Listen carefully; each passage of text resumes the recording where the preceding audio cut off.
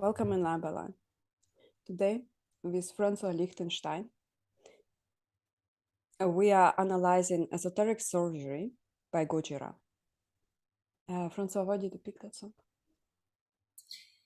Thank you, Cara. I picked that song because I thought it would be a good follow-up on the way you triggered at least two people during the previous line by line.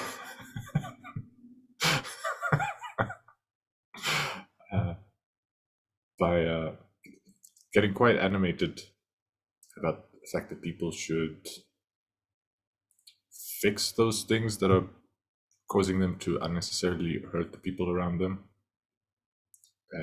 Yeah, this song fits to that theme, although the lyrics are a little bit more focused on almost the biological level of things, but it also does include some of the more psychological side of things. So. The band is a French death metal band. They're into mystical and spiritual stuff, and I thought it was quite interesting about 10 or 12 years ago, around 10 or 12 years ago. I haven't been listening to them as much lately, but they're a cool band. And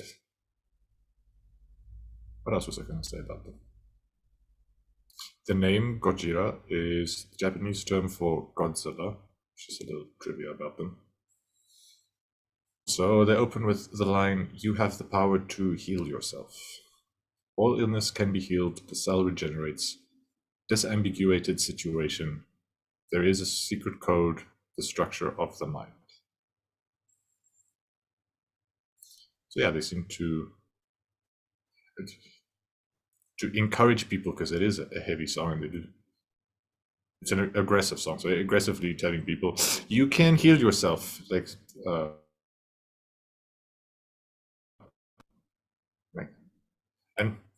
it's a song, it's lyrics. If there's a side of me that has some training in science that wants to take this overly literally, especially because of like terms like cells and stuff, but I don't think that's the point. It's not a piece of science.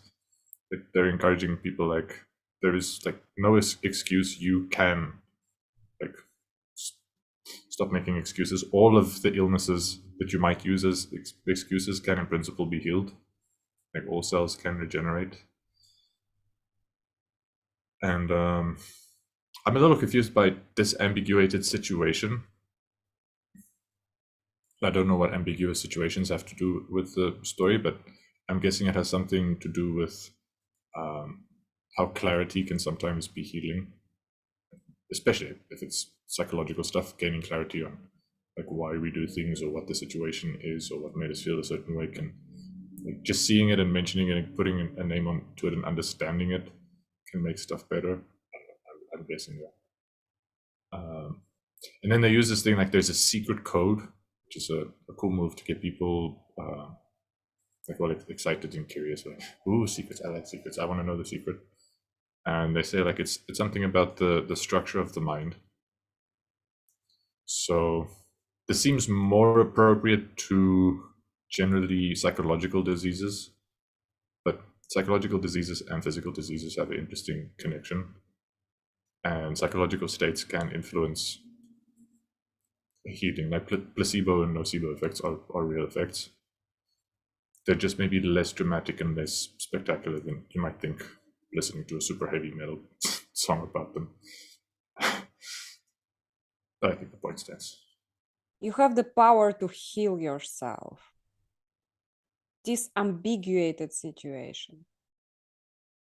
Finding clarity and knowing where the root cause of the problem or illness would help you to focus your attention in order to heal it, regenerate it. A secret code, the structure of the mind. So the way your mind is structured, understanding how your mind is structured, maybe he's hinting on this psychosomatic healing. That's what I see. And that song spoke to me. precisely because it kind of screamed at you in a very growling voice, makes it like, okay, yeah, you make me believe in myself.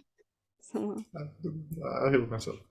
Okay, I will heal myself after I like change my pants. You have the power to heal yourself. Flesh bodies mute and blinded, roaming, uncertain, lost, infected, misinformed, releasing a black enormous insect out from the chest. Archaic form disease. Pretty graphic. It's like you're visualizing getting rid of the illness. How do you see here? The thing that stands out for me is,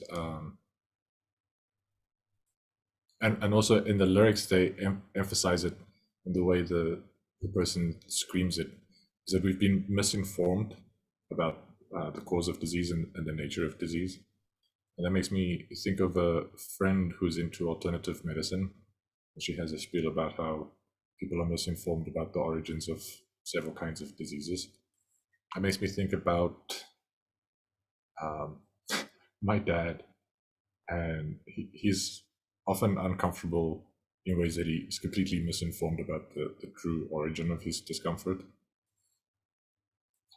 So I think they're making a comment on like just people's view of disease being incorrect, and this whole thing with the flesh bodies mutant, blinded, roaming, uncertain, and lost, is that maybe people pay excessive amount of attention to the material causes of discomfort and disease, and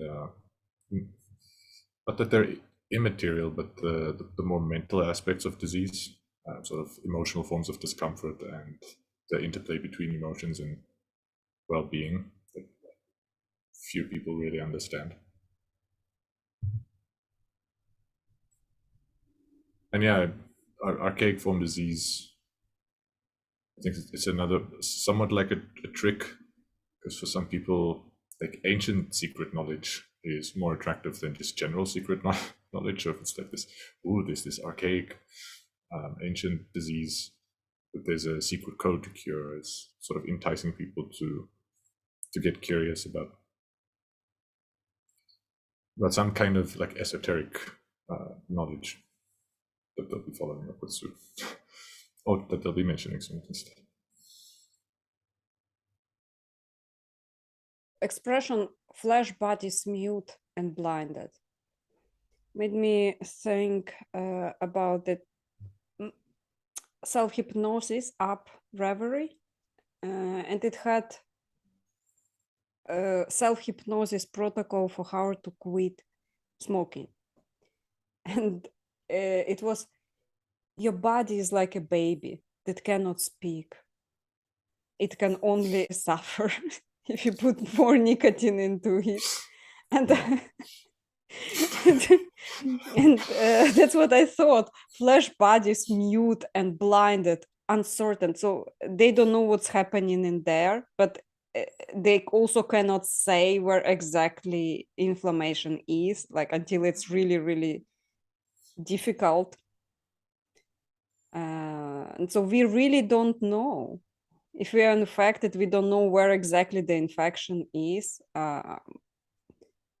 until actually we go and do proper medical check.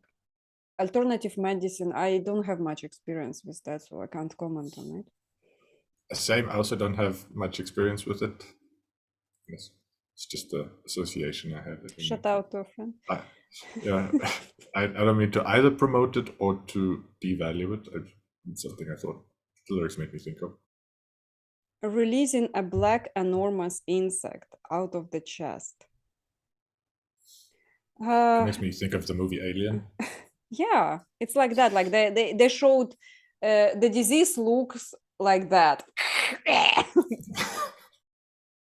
little bit too much. Just a little bit. It made me think of the psychological ways to heal disease that were described in some of Russian literature that I read in the past. It's like Mirza Karim Narbekov was a Russian author who would write a series of books of healing yourself using your own mind. Well, I don't know if I've followed his protocols incorrectly, but I don't believe I was able to heal myself. I was able to improve my health slightly, but not to heal actual disease. Although I don't have any proper tools to measure what would have been otherwise. But it was an interesting book, by the way. It talked about visualizing your illness and then asking it to leave your body. And it also talked, for example, there was this idea of visualizing your headache, for example, as like a rotten cabbage, and then imagining a white brush and painting it over and seeing how it goes through the white brush, like white paint, and then painting again and again and again until it stops coming through. It's completely flooded with the white paint. And after you're done doing that, and there is only white, you take a palette and you paint your room in your head, and only then you open up your eyes, and then you look at the room and you don't have a headache. That one actually worked. That exercise worked to stop headache. So maybe it's talking about that. Our mind might have the capacity to heal something, maybe everything. Like, I haven't done research on that. Well, the mind definitely does have the ability to make people feel better and also to get better faster or slower. So I'm not an expert in this, and this is just more or less from broad reading that I have a vague knowledge of. That I think there's a literature showing that chronic stress makes diseases worse. And so something that can, like mental techniques that can relax you, can help you heal better. I vaguely recall stuff about the parasympathetic nervous system and the sympathetic nervous system. And the one is for, like in a relaxed state, I think the immune system works better. And then for like pain and discomfort, the mind can be quite powerful because there's the physical pain of stuff, and then there's sort of emotional pain that can either be added on top of it or not.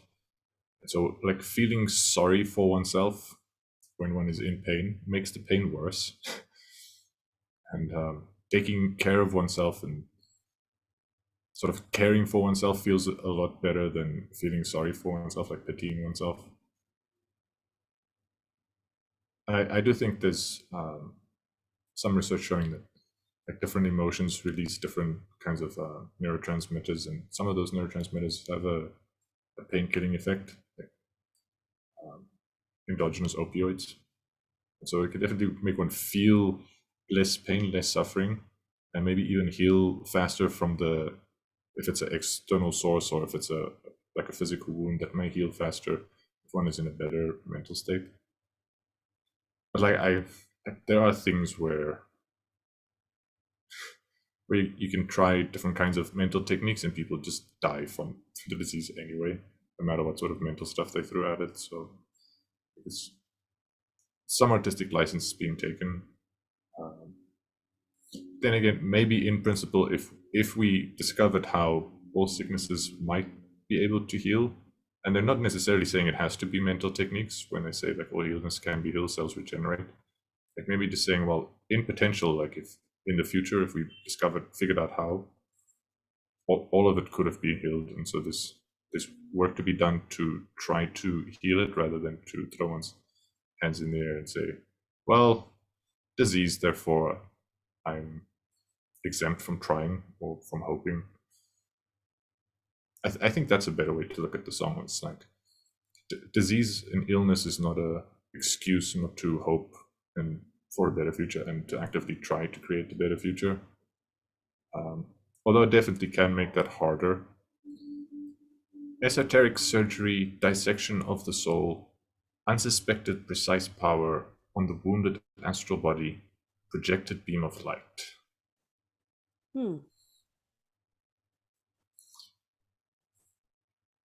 So yeah, so they're talking about some kind of, I think, mental procedure, like the types you've talked about, to heal. And they're using terms like soul and astral body and esotericism. I think that refers to it like being a mental procedure rather than a physical procedure. So I think they're pointing to the fact that there are a means of healthcare interventions that are mostly or completely mental rather than anything physical. And there are therapies that are mental therapies. They can have physical effects on the body. That sounds cool. To make it sound cool. I had this friend who told me about esoteric surgery with light. So she told me, imagine yourself as this human being, but completely made out of light particles, like you just white light shining. And then look at yourself like that from a side and see which part is cracked, darker, something. And then like a flashlight, point, like keep turning the flashlight super brighter, make that beam of light blindly bright, and point it to the place where you think that needs healing.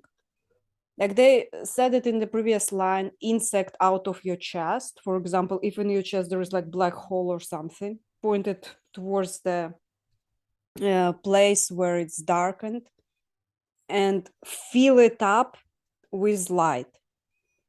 So I think it's that type of procedure. It's just funny how they sing it in that growling, dark, demonic voice, but it sounds pretty interesting, like healing your body, esoteric body, with a beam of light. Suspended, floating in empty spaces, descending, swift like a fire running down. Obstruction, disintegration, life force, overcoming all circumstances, release the pain. Like so many mixed messages here, like unless I read it improperly. What do you think? This makes me think of a kind of mental state, the suspended floating in empty spaces. Sorry, it's a mental state one can enter into that feels half asleep, but the mind is still awake and alert. And it feels like you can have thoughts that are more dreamlike than they usually are. So I think they're setting it up like in that half asleep state. It has this floaty feeling, like the boundaries of the body kind of melt into whatever, if you set the surface you sat on, if you're lying down, into the surface you're lying down. So it feels a little floaty, like you may be floating in some sort of substance. And there is a spaciousness. It's like one's consciousness expands. It's kind of how it feels like. It almost feels like there's a space inside one's mind that one can move around in.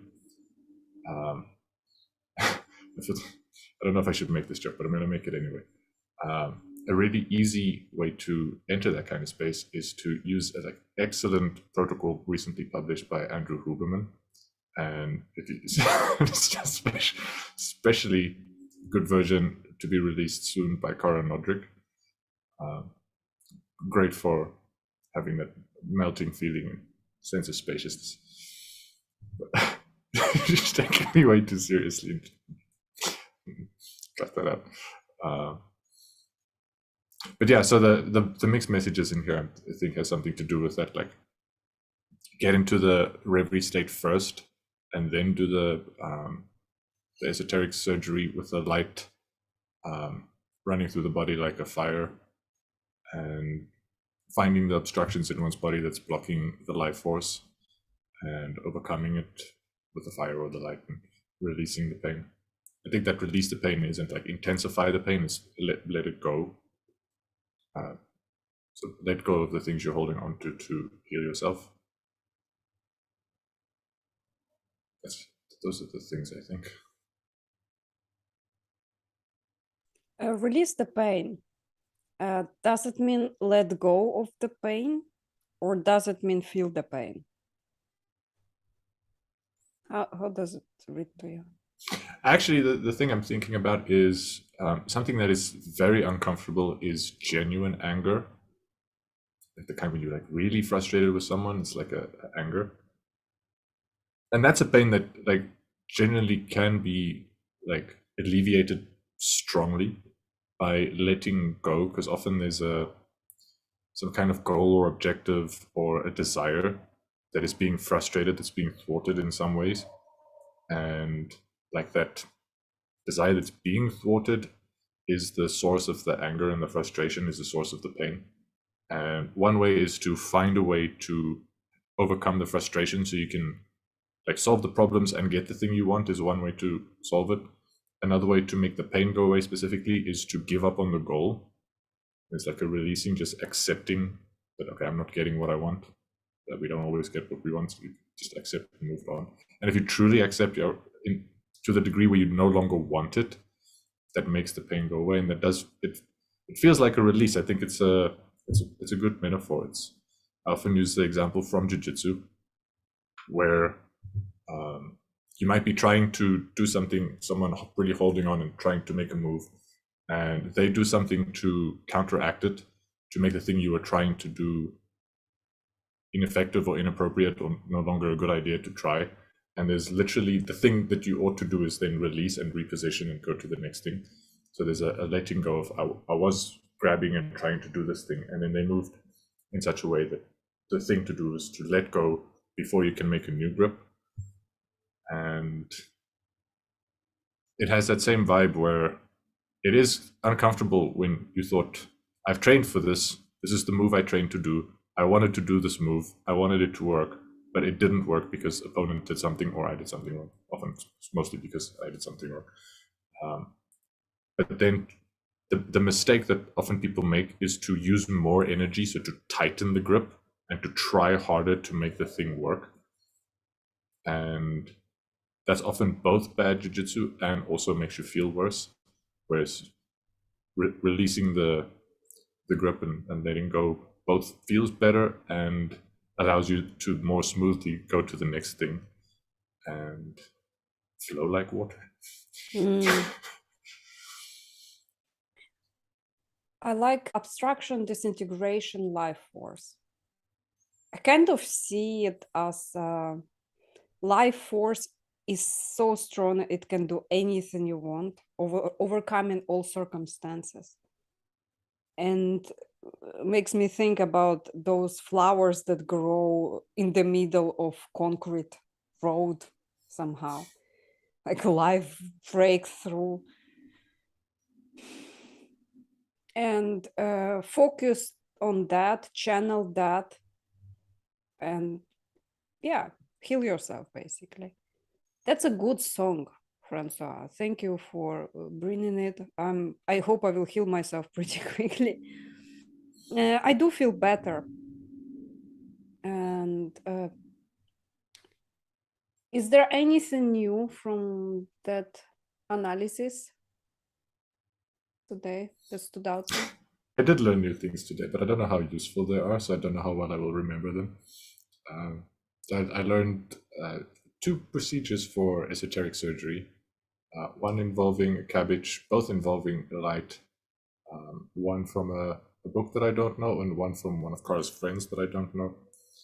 And yeah, I know like of 2 procedures now that I didn't know of before. Thank you, Francois, for the song, for the analysis. Guys, please follow Francois' YouTube channel. He posts his music in there. And check out our common work. Soon we will release a song. Use the gifts of our sponsor Free Time to heal yourself possibly. And bye. Goodbye.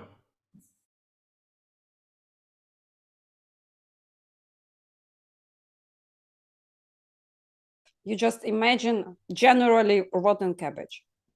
And then you paint it with light. And then it's like that. You close your eyes, you see a cabbage. It's rotten. And you should know that that's your pain. Your pain is rotten cabbage. You see yourself from the outside and you painting it with white colors, with really, really bright, shining white.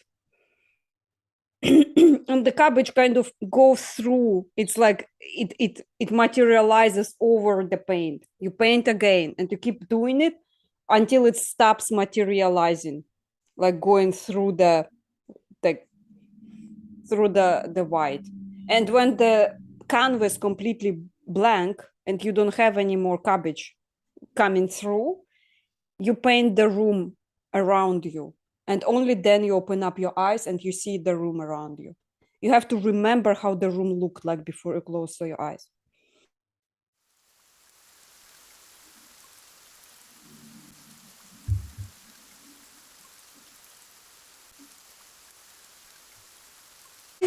I think by accident, by explaining you how I paint my cabbage, I painted my brain. So, cool cabbage procedure. If you're feeling really sick, you imagine a rotten cabbage, and it's your brain. It's your brain, and you paint it with light, and you become too stupid to feel sick. It's not there for you. I will like the moment you started coughing, I felt like a desire to have an empathy coughing. Empathy coughing? Yes. So we have an empathy coughing circle. It's like, are you sick currently? Have you been touched by the virus that is rampaging through Europe and South Africa? Let's join this Zoom call and cough together. That will be an interesting food for thought, like 50 people coughing together. After how many coughs will they synchronize? What if we will listen to the song which everybody knows to align our brain waves? Will we cough at the same time?